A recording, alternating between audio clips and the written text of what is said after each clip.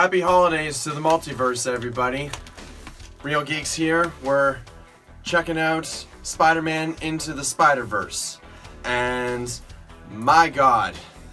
Well, I think before we get in, we should probably do a quick bit of housekeeping with the announcement that these two are switching roles. Huh? Paula is no longer a guest. Paula is now the co-host. Trevor is the guest. And for those of you who have not seen our review of The Meg, which, seriously, after this, you should go back and watch it because it's kind of amazing. Want to tell them why? I'm having a baby. Not literally. I was just going to say, so Guinness Book of World Records. Modern science is not there yet. Yeah, my wife and I are having a child due this month, so yeah, could come at any time. And literally, for all we know, he's going to get a phone call mid-review. You realize by saying that you're jinxing Please. My wife is half tempted to call in and prank us about it, honestly. Oh, she told me. Yeah. Because I've been begging for this for weeks now. Oh, I know. Yeah, to be fair, the baby is due on Stanley's birthday. Yes. Which would be a better birthday than, come on. Yeah, but this makes great video. That's all I care about. Anyway, I can honestly say, this is my new favorite Spider-Man movie. It has... Well... It is, in a lot of ways, to Spider-Man what the Lego Batman movie was to Batman, but not quite in the exact same way. Simply because it was less trying to be a parody of a genre, of a franchise, and more so being almost an homage to what we've gotten comic book wise. I mean, the directors even said that they wanted to make this movie a visual comic. Like you're seeing a comic almost unfolding before you in motion. And I can honestly say they definitely succeeded with that. That was one of my biggest problems. I actually enjoyed the comic book theme. Yeah, I loved it. I thought it was fantastic. I rolled my eyes when they put up the Comic Code Authority logo in the opening. I laughed my ass off at that part. That was dumb. That was hilarious. And I missed the first 5 minutes. Yeah. I honest to God forgot 3 times that I was not in a 3D screening and had simply forgotten my glasses. Because I got pulled out because the movie started looking blurry. There were a few points, and I don't know if it's a case of where you're sitting in the theater, but there were a number of points where, yes, some of the 3D aspect came through, but a lot of it, you could see the pixelation, which is in part because of the comic book theme, but it didn't mesh well. That aside, it actually, for me, didn't detract from my enjoyment of the movie, which something like that normally would. And for me, it honestly enhanced my enjoyment of the movie because it was different. It was innovative. Like, we've seen so goddamn much within the comic book genre, even in just the last 2 to 3 years, let alone the last 10 plus years. And if this genre is going to continue and is going to evolve and expand and give us new things and innovative things, it needs to think outside the box. It needs to try interesting, different things. Even if that means slightly playing in its own wheelhouse, but with a twist in some respect. And that's what I thought this film was. I thought that it was really interesting in that approach. And I loved the sequences that we got of each version of Spider-Man having their own comic book origin story kind of thing. Literally a comic book slaps on the screen with the cover image of them, and then it goes into their whole backstory.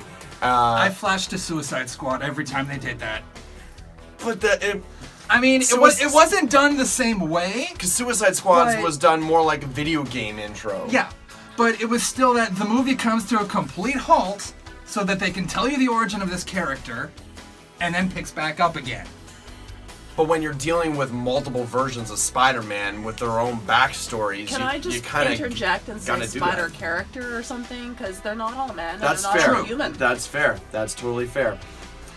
And I will, in saying as much as I was getting sick of those sequences, I will give the movie credit, because by the time that I was getting really annoyed with it, that's when even the movie is going, we get it!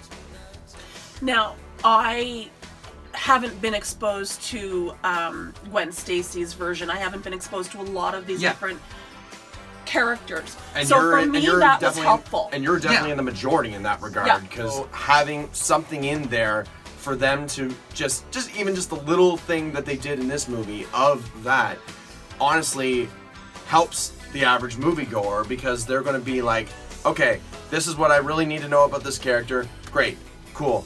Now I can focus on them in the rest of the movie and can get invested in their interactions with the other versions of Spider heroes, including our main character, Miles Morales. Which, by the way, fucking love that we are finally getting the Miles Morales movie that we deserve. Yeah, but to go back to the bits about the various origins for a minute. That's the problem. Okay. Most of what you said, I do agree with, but so much of each origin is the same. Like, they all got bitten by a radioactive spider and so forth. No, I get that. Radioactive pig. Fair enough. Yeah. There was still just a lot of repetition. And a psychic link to a spider, too. And where, early on especially, I was finding the movie really dragged. That's interesting, because usually I have the odd man out take on movies. I knew. I knew it was going to be me, because they both messaged me in our group chat right after they saw it. And I came out going, I'm going to get lynched by the end of this review. I'm going to die! I pulled my phone out and I've got you on text, and I didn't have my data turned on, so I was like, oh my god, that was awesome! And then I saw you and Kayla right outside the movie theater, so yeah, it was, I liked it. I came out stoked. Yeah, I was absolutely amazed by a quick breakthrough of the plot of the movie.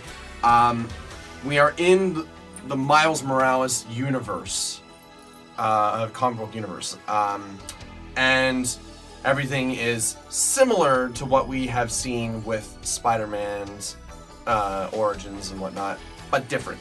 Miles Morales is not Spider-Man at the start of this. There is a Peter Parker in his universe. And he is basically the idyllic, perfect version of Peter Parker, all things considered. He's young, chiseled, blonde. Yeah. He's married to Mary Jane and has a happy life. He's looking after his Aunt May very well. She's well off. Blah blah blah blah blah. He's going after Kingpin because Kingpin's got a super collider sure, why not? In the underground of New York, because how many times are we going to see the underground in New York in the Spider-Man movie? Yeah, all of them, I mean. And yeah, Kingpin ultimately, slight spoiler here,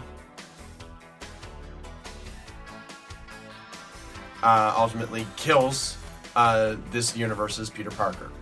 And but slightly before that, Miles Morales ends up getting bitten by a radioactive spider that managed to end up in his universe via probably one of the earlier experiments with the collider that happened off screen. I don't think it was the collider specifically. Because we see it glitching. We see it glitching in the same way. This is true. It was glitching. We see it glitching in the same way that we see the other Spider characters glitch when they end up in this universe. And I mean, Gwen Stacy came through at the same time as everybody else, but she landed a week before. So maybe the spider came from her universe, like with time and relativity and all that craziness. in any case, Miles ends up becoming empowered by a radioactive spider before he meets up with Peter Parker from his universe, and before that Peter Parker dies. And then of course the Peter Parker from alternate universe ends up flying in. Sucked through.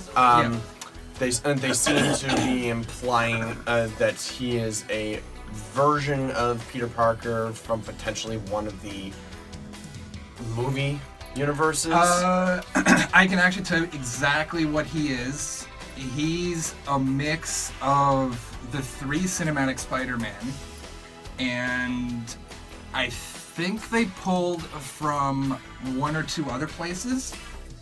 But essentially, this Peter Parker is a new creation, or at least a new creation of sorts. Well, he's in his 40s. He yeah. and MJ have just, separated. And Yeah. So there are variations from that Peter Parker to the one from Miles' universe. Yes. So yeah, and then he's on a mission now to stop Kingpin from dealing with this collider again and potentially destroying the city, the universes, etc., etc. After Miles begs him, I mean, really at first Peter just wanted to use the collider and go back home. Yeah. But, Which, for that Peter, that made sense. And Miles is looking for a mentor because his Peter Parker said that he would... Whom he's a massive fan of. Whom he's a massive fan of. Told him that he would show him the ropes when he was done. So obviously now he's seeking help from this Peter Parker that just happened to kind of come into his life now. And through the course of the movie, we meet these other versions of Spider characters. There's Peter Porker. Who I thought I would hate, but he's actually cute. He's basically a Warner Brothers-esque cartoon version, and in his universe, he was a spider bitten by a radioactive pig.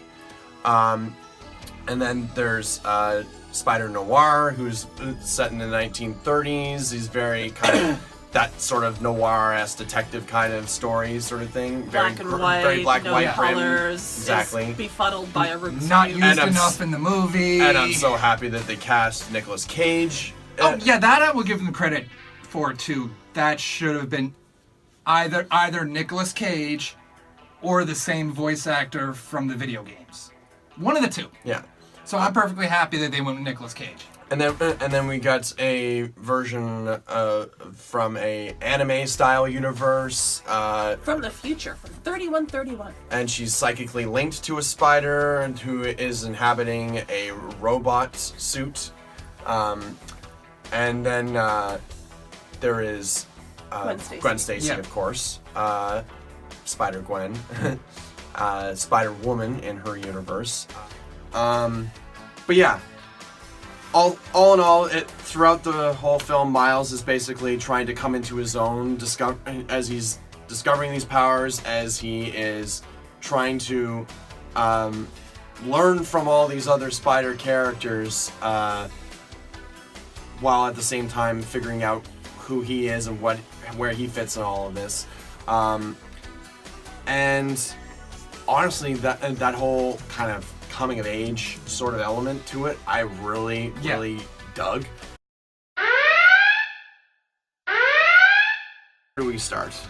Kingpin, because I'm really mixed on him.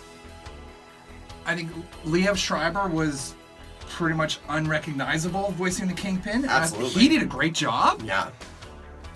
Kingpin's motivations were a little odd because his whole thing is that his family dies after a confrontation with Spider-Man.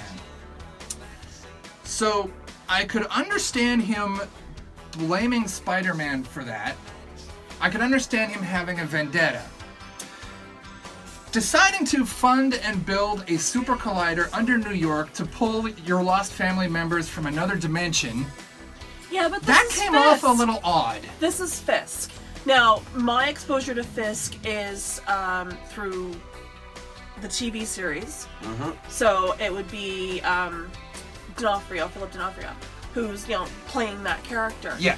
Now, I think that Schreiber did a great job in comparison to D'Onofrio. I could see the comparison. I was actually able to relate to Kingpin, to Fisk. Hell, the version of Vanessa that we got in the movie, they kind of modeled very similar to the actress who played yes her. And no, because in the TV series, Vanessa actually takes on his side of the criminal activity. Granted, and I'm just saying joins in with that. The look, not the personality. The look, I think the look, I went back more to the 94 cartoon, which is the last time I can think of anyway that we see Wilson Fisk doing anything world-threatening. Yeah. Because, like, normally he doesn't operate outside of New York. Yeah. At all. Yeah. But in that instance, they do make fun of the fact that he's basically trying to take over the world by flat out calling him a Saturday morning cartoon supervillain. Mm. And because of that moment worked. Here, I had trouble taking that plot point seriously because they don't make fun of it. I think they were, because in this universe it was kind of played more serious because of the dire situation that it left the city in, and I feel like this, much like how we were getting homages to various versions of Spider-Man and Spider characters in the comics, I think we were also getting homages to other characters, and including Wilson Fisk. I think that the Kingpin in this, we got the looking very similar to comics and the 90s cartoon. No, he was the Hunchback of Hell's Kitchen. I'm sorry. Granted, every other character visually looked great. I'm not saying that he needed an explanation. I'm not saying that I love the look. I'm just saying that it's the 90s cartoon has this big hulking body with a tiny little head on it. Well, the 90s cartoon was the exact look that you got in the comic book. But like, getting back to my objection to that plot point, like, superhero films in general are ridiculous. Mm-hmm. I think we can all agree on that. Yeah. And they all have plot points that you have to play with them and have fun with them to some degree. Otherwise, you get DC movies. There is a level of suspension of disbelief with a lot of comic book movies. Oh, yeah. No, I wasn't too partial to... I mean, I did enjoy the Fisk character, but not as much as I enjoyed the Doc Ock character. Oh my god. That's fair. I love Doc that was Ock. Nice. Yeah. And the funny thing is, I knew that Lily Tomlin was doing a voice in this movie, and Doc Ock, Liv Ock, looks so much like Lily Tomlin, but Lily Tomlin's doing Aunt May. Yeah. Aunt May as Alfred, but still. Yeah, but Which, in this universe, given that she was the Aunt May of the quote-unquote perfect Peter Parker, kind of makes sense. Oh yeah, no. I had no problem with her basically being Alfred. Having the spider cave right under her house seemed a little out of character for Peter. But again, this is a version of Peter Parker that we have never really... this is an idealized version of Peter Parker that we have never really gotten on... Would even the idealized Peter Parker do anything that might put his Aunt May in even the slightest bit of danger? He got himself killed. What do you expect? Now, to be fair, Aunt May is an intelligent person. So... there's always the implication that she knows that Peter is Spider-Man, but she never comes out and says it because she knows that that's a burden that he has to bear, and she doesn't want him to worry that she knows. Aunt May knowing, I had no problem with. The cave itself, I had no problem with. Its placement just seemed a little odd and a little out of character. But it's one of those things where if there weren't like 10, 15 other things that irritated me, I could have very easily let this go. I did like the Spider Cave. Oh, no, that Yeah, like I said, in and of itself, that was great. That was a perfect place to put references instead of shotgunning them in the first 10 minutes. Like, the Peter Parker that we get about 10 minutes of, his origin story is reference.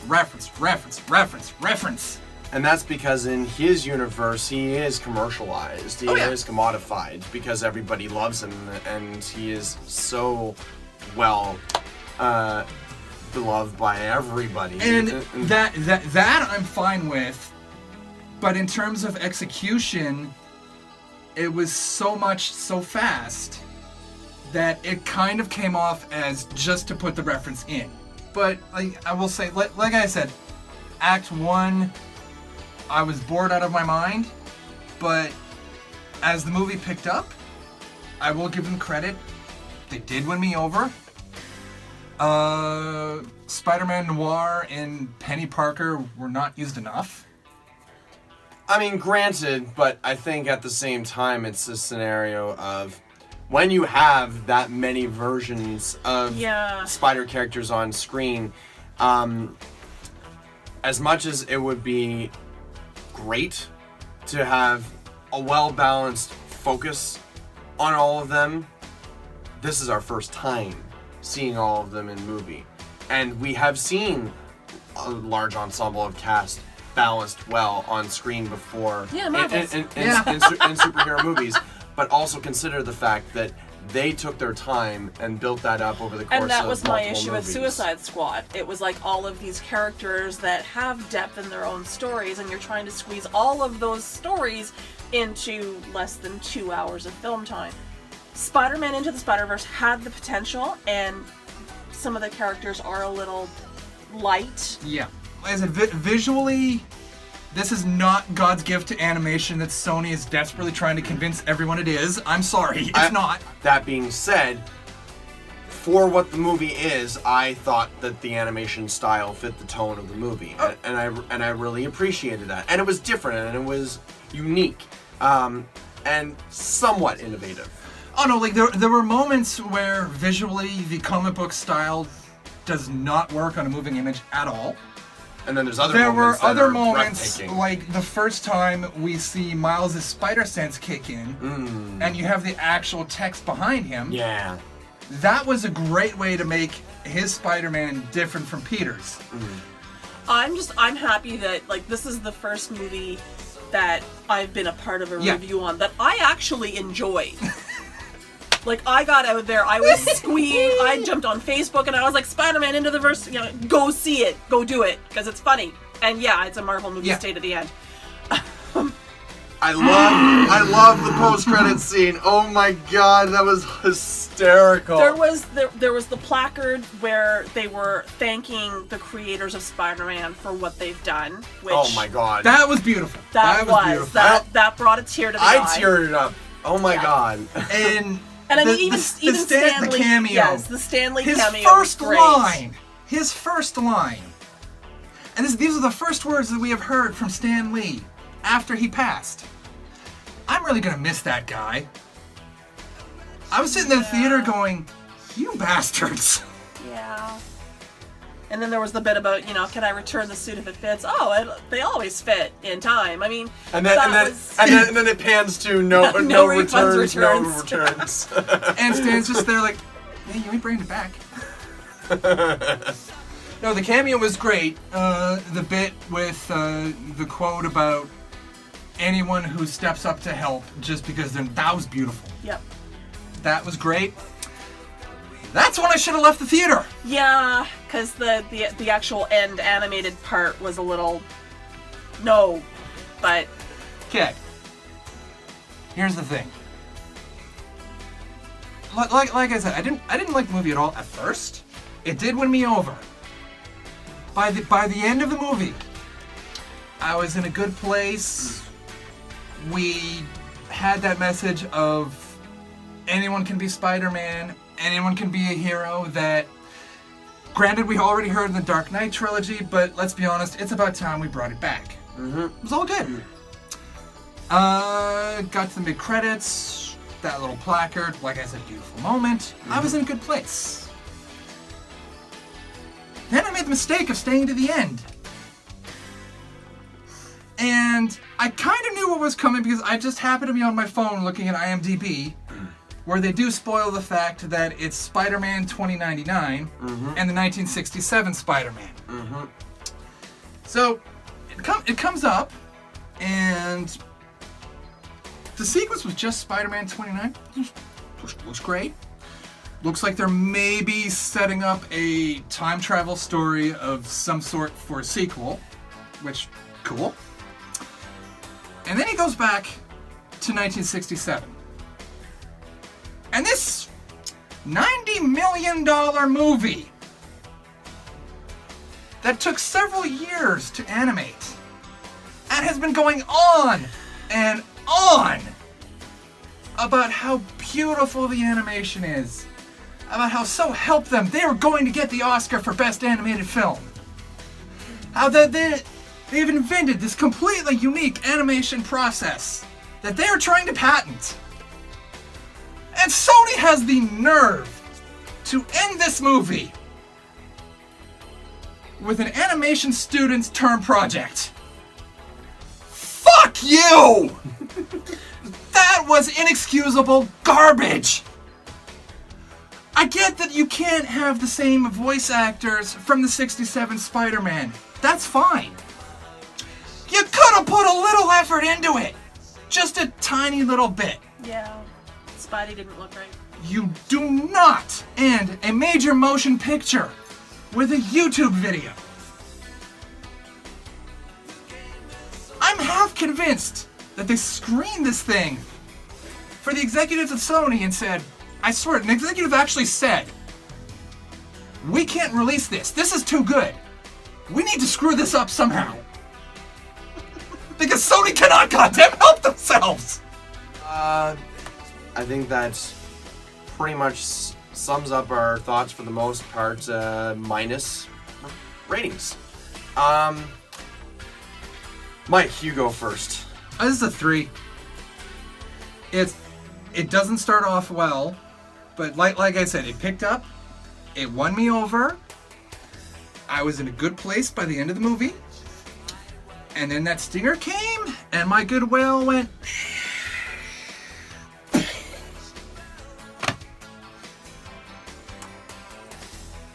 Paula? All the stars. All the stars. It's a great family movie. It's a great date night movie. It's a great holiday movie. Go see it. Just don't stay till the end. Yeah, no. Once you've got that placard about, you know, the homage to the creators of Spider-Man, once you see that, then you can leave. But... And then for me, honestly, I fall. I'm sitting between you two, and I'm falling between you two. I am a 4 on this. I loved it. I personally think it's my new favorite Spider-Man movie, but it's still recent, so only time will really tell about that. In a lot of ways, I agree with Paula, and in a lot of ways, I disagree with Mike. I loved the post-credit scene at the end, and I loved the humor in the movie. I loved the animation style. I thought the tone was well put together. Oh, and with that, I don't know where this is going to come when I'm done editing, especially since I have no time to edit this weekend. In the interest of being open and honest, we don't know if we have a show next month. We all wanted to do Glass. The problem is, I'm the camera, I'm the editing, I'm the posting. I'm not available that weekend. And Trevor has volunteered to take over all of that, so of course, hopefully that will work out. But again, by this point, the man will be a new father. So, you never know. His social calendar is about to go up in smoke. So, hopefully we will have something next month. If not, it may be a whole lot of B-roll. I have no idea. If something goes horribly wrong in January, which, let's be honest, right now, the odds are real good. We'll see you for Alita. We'll be back Battle in February Angel. for Alita Battle Angel. And then Oh, so much Marvel. Captain Marvel. Endgame. And... God, I cannot wait. yeah. But yeah, anyway, since I've been trying to sign off for about the last 5 minutes now. That's a wrap, folks. Well, hold up. Before you go, don't forget to hit the like and subscribe buttons. You can find Trevor and I on the monthly Team Nova Pokemon Go Community Day videos. And don't forget, when you're on Facebook, to look up Paula's business, Out of the Broom Closet. Now we can go to credits.